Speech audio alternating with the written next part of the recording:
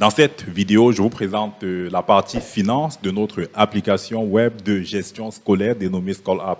SchoolApp simplifie pour vous la gestion administrative de votre école, vous permettant ainsi d'aller beaucoup plus rapidement dans la gestion des notes, la production de bulletins, le suivi de l'assiduité des apprenants et bien entendu la gestion financière de l'établissement, entre autres fonctionnalités.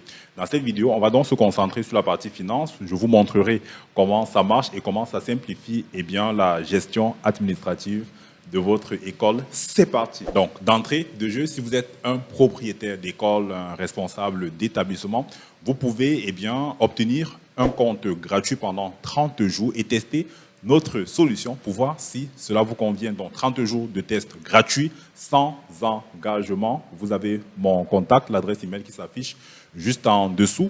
Donc, nous pouvons prendre des dispositions pour que vous puissiez créer gratuitement votre compte. Donc, dans la présentation sur le volet finance, on va commencer par voir ici que vous avez la possibilité de créer ce qu'on appelle des moyens de paiement. Donc, vous allez venir ici, dans la partie paramètres, vous sélectionnez moyens de paiement et vous pouvez créer plusieurs moyens de paiement. Pourquoi est-ce qu'on a fait ça? C'est pour permettre aux écoles de pouvoir directement dans l'application, notamment dans la partie tableau de bord, d'avoir la situation financière de chaque moyen de paiement. Ainsi, tous les comptes bancaires sont regroupés dans la rubrique banque. Tout ce qui est caisse en espèces sont regroupés dans la partie caisse et tout ce qui est mobile money, même si vous avez plusieurs téléphones que vous utilisez pour encaisser, c'est regroupé dans la partie mobile money. Ça vous permet à tout moment de savoir, d'avoir exactement la situation de trésorerie de votre établissement. Donc, comment ça fonctionne? Vous viendrez sur la partie paramètres, vous cliquez sur moyen de paiement. Vous allez constater ici que j'ai déjà créé un moyen de paiement ici que j'ai appelé caisse 1 et puis je lui ai donné une description avec un solde initial. Je vais ici ajouter un nouveau moyen de paiement. Vous allez mettre sur la partie numéro de référence, par exemple, votre numéro de téléphone. Ici, j'ai sélectionné comme type de moyen de paiement, mobile money. Mais vous êtes libre ici de mettre ce que vous voulez. Vous mettez ici une référence qui vous permet de rapidement identifier le moyen de paiement en question. Ensuite, ici, vous allez mettre une description pour permettre à différents utilisateurs de comprendre, d'avoir plus d'informations sur le moyen de paiement.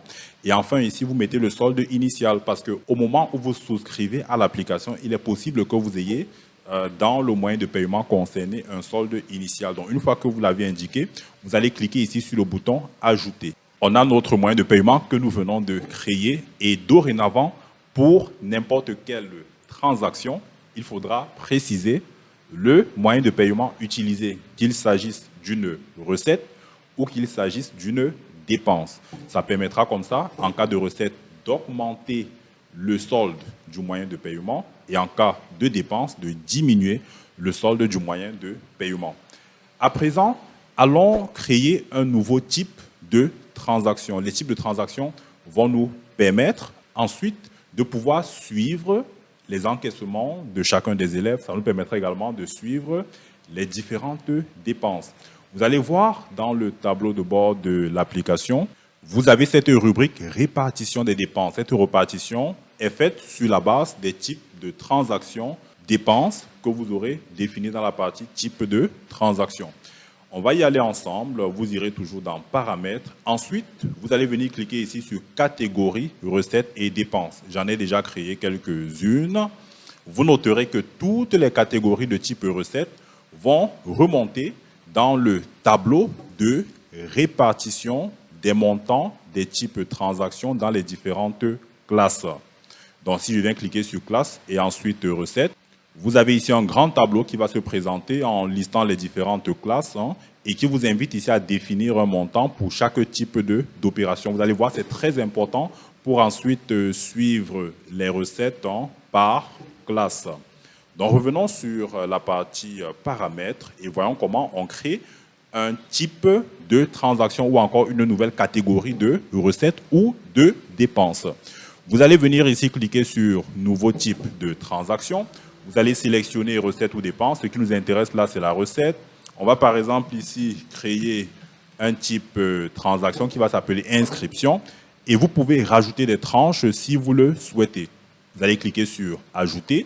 Très bien, on peut constater que mon type transaction inscription vient d'être créé.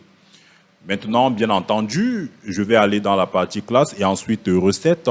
Vous allez voir le nouveau type qui vient d'être ajouté. On voit une nouvelle colonne, de même que les dates limites qu'il faudra définir. Étant donné que, de manière générale, dans les établissements, chaque classe a ses frais spécifiques, ça permet véritablement de faire un bon suivi par classe. Donc ici, on va rapidement compléter pour chacune des classes le montant requis au titre de l'inscription, de même que la date limite. Donc, vous allez vous assurer que vous avez effectivement renseigné à la fois le montant et la date limite du type transaction pour chacune des classes. Une fois que vous l'avez fait, vous allez venir cliquer sur le bouton « Mettre à jour ». Une fois que vous avez franchi cette étape de configuration des recettes pour chacune des classes, vous pourrez ensuite budgétiser vos encaissements. Vous pourrez ensuite suivre les éventuels retards de paiement de différents élèves et de sortir les états irrelatifs. Vous pourrez également, beaucoup plus facilement, encaisser et produire un reçu d'encaissement. Pour vous montrer comment concrètement ça va être géré, on ira dans la partie gestion élèves et puis vous allez cliquer sur liste élèves. On va par exemple prendre le dernier, Takwam Junior. Si vous venez sur la partie finance, on voit des colonnes intéressantes.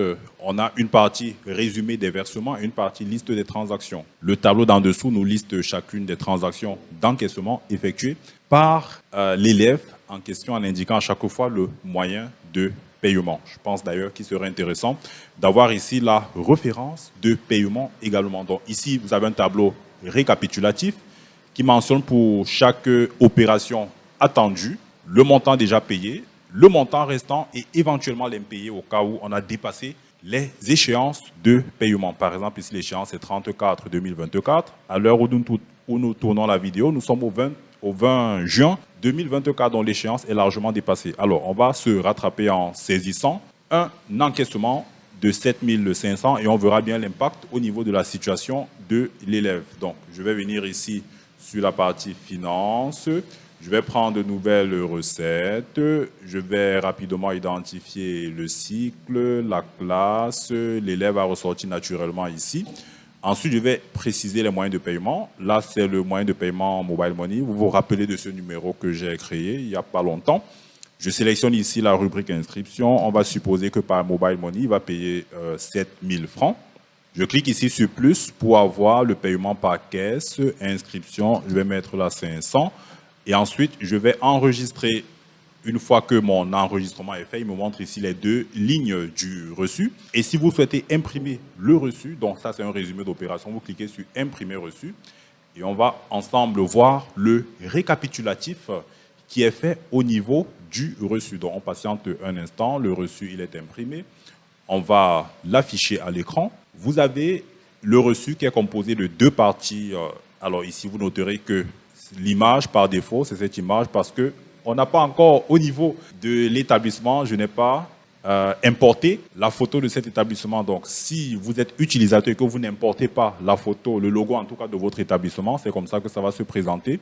Si vous ne mettez pas les informations sur l'établissement telles que le lieu, la situation géographique, l'adresse, etc., rien ne remontera sur votre reçu. Par défaut, ce sera uniquement le nom de l'établissement. Donc ici, on a l'année scolaire, la date de l'opération, on a le matricule de l'élève, son nom, la classe, le numéro du paiement, la date et l'heure du paiement. On a les différents moyens de paiement, les montants respectifs. Mais ce qui est d'autant plus intéressant, ça c'est la partie qui est remis, ça c'est l'exemplaire de l'élève, l'exemplaire du reçu. Vous allez couper la feuille A432 et puis il garde cet exemplaire. Vous noterez que sur l'exemplaire que reçoit l'élève ou le parent d'élève, il y a bel et bien les différentes lignes d'opération, mais en plus, il y a ce petit cadre très intéressant qui permet de faire ressortir pour les montants, pour les opérations qui sont attendues, les montants déjà payés, et puis le montant restant à payer et puis la situation de l'impayé. Donc ça, c'est important. Ça permet aux parents d'élèves d'avoir sur un support papier la situation financière et de savoir exactement ce qui est attendu avec les dates d'échéance. Vous allez justement remarquer que par rapport à la précédente présentation qui avait été faite sur YouTube, il y a eu une grosse évolution sur la présentation du reçu de paiement. Et si on revient ici, afficher le détail de l'élève, vous allez voir sur la partie finance, on avait un trou ici, n'est-ce pas? Sur la partie l'opération inscription, il y avait 0. À présent que le paiement a été fait, eh bien, on complète le montant qu'il a effectivement payé et puis le montant restant passe à 0. Et les paiements qui ont été faits ressortent très bien ici. Vous allez voir un affichage ici dans l'ordre décroissant des dates, des opérations qui ont été effectuées. Donc voilà qui vous permet vraiment de suivre tout ce qui est relatif à la partie financière de votre établissement sans se casser la tête avec 50 fichiers Excel. Fini les fichiers Excel lorsque vous décidez d'utiliser SchoolApp. À présent, si vous avez besoin de sortir votre journal de trésorerie, parce que ce journal de trésorerie va être important pour élaborer les états financiers d'une école dont la taille lui permet, n'est-ce pas, de tenir une comptabilité de trésorerie. Lorsque c'est le cas, vous cliquez tout simplement sur lister les recettes et dépenses. Ici, vous avez la possibilité de sélectionner la catégorie. Si vous sélectionnez recettes, vous cliquez sur filtrer. Vous aurez ici uniquement les recettes avec le numéro de référence, bien sûr. Si vous souhaitez avoir uniquement les dépenses, vous cliquez sur dépenses et vous filtrez. Bon, pour l'instant, on n'a pas enregistré de dépenses. Maintenant, si vous souhaitez avoir des opérations par catégorie de moyens de paiement, vous voulez par exemple voir les opérations qui ont été faites uniquement via la caisse, les opérations qui ont été faites en espèces et qui par conséquent vont permettre de justifier le solde de la caisse. Vous viendrez sur la partie trésorerie et là, vous pouvez tout simplement filtrer. Si vous retenez la caisse, vous cliquez sur filtrer. Vous avez uniquement les opérations faites par caisse. Vous avez donc la référence des opérations, l'intitulé de l'opération, le montant et puis à la fin, le solde final, n'est-ce pas, 21 450. C'est celui que vous aurez exactement dans le tableau de bord, dans la rubrique caisse, vous avez exactement 21 450. Revenons donc sur la partie finance, sur le grand livre de trésorerie. Si vous venez sur la partie Mobile Money, vous cliquez sur filtrer, vous aurez uniquement la partie Mobile Money, les 61 000 de solde, vous les retrouverez dans le tableau de bord. Vous avez donc là 61 000 et un total de trésorerie de 82 450. C'est la somme des deux moyens de paiement. Pour une école, tout comme pour n'importe quelle organisation, il est absolument important de suivre les prévisions d'encaissement, le budget en tout cas. Pour des besoins de suivi du budget d'encaissement, vous allez venir sur la partie finance et puis vous avez échéance de paiement. Ça veut dire les montants que vous attendez. La répartition est faite ici par classe. Donc, si vous mettez 0 jours, il va prendre en compte les encaissements qui n'ont pas encore été effectués à date.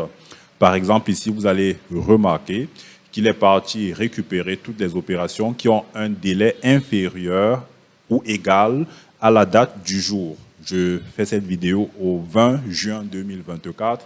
C'est la raison pour laquelle vous aurez ici des délais qui sont égaux ou inférieurs à cette date-là avec les montants cumulés par classe. Alors ici, il nous faut absolument une ligne de total. Ça permettra comme ça d'avoir globalement la valeur, n'est-ce pas, que cela représente. Donc, si par exemple, vous passez de 0 à 20 jours, vous mettez 20, vous validez, vous allez voir, la liste, elle est à présent plus étendue et va prendre en compte une date incluse dans le nombre de jours défini ici. Entre le 20 juin 2024 et le 10 juillet, on est autour justement d'une vingtaine de jours. Il va prendre toutes les dates qui sont dans cet intervalle-là et mettre ici le montant qui reste à encaisser. Bien entendu, je suis d'accord avec vous qu'en rajoutant une ligne de total, ce sera beaucoup plus intéressant pour le suivi du budget d'encaissement. Il arrive qu'on ait des impayés et que les élèves ne soient pas à jour justement sur une ou plusieurs rubriques de paiement. Il est important de suivre ça de manière à pouvoir rappeler aux parents qu'ils ont des impayés. Avec cette application, c'est beaucoup plus facile à faire. Ça se fait en un clic. Vous venez sur retard de paiement. Toujours, on reste dans la partie finance. Vous cliquez sur retard de paiement. Et vous allez ici sélectionner une classe parce que là, il va vous mettre le retard de paiement pour toutes les classes en fait. Donc, si vous venez ici, vous sélectionnez une classe, vous prenez par exemple la classe de style, vous cliquez sur filtrer. Là, il va vous afficher les élèves qui sont en retard de paiement, de même que le délai sur les différentes rubriques concernées. Si on change de classe, on prend par exemple la classe de CP, vous avez également une liste qui est sortie et qui vous permettra donc de rentrer rapidement en contact avec les parents concernés pour qu'ils puissent s'acquitter de leurs devoirs. Alors ce qu'on va faire, c'est rajouter également une ligne de total et puis rajouter ici au-dessus un bouton qui vous permet d'imprimer très facilement cet état sur papier ou même sur PDF. Donc voilà ce que je souhaitais vous présenter pour ce qui est de la fonctionnalité finance de l'application de gestion scolaire SchoolApp, une application qui vous aide à simplifier la gestion administrative de votre école. Donc si vous êtes un propriétaire d'école, un responsable d'établissement, vous pouvez bénéficier d'un compte gratuit pendant une trentaine de jours afin de vous aider à tester cette application et à décider si vous allez la garder ou non. Il y a juste en dessous mon contact WhatsApp, de même que mon adresse email pour vous permettre ainsi de bénéficier d'un tel compte. Pour le reste, je vous dis à très bientôt dans une nouvelle vidéo de la chaîne vidéo de compta qui vous aidera à monter en compétences en compta et sur Excel.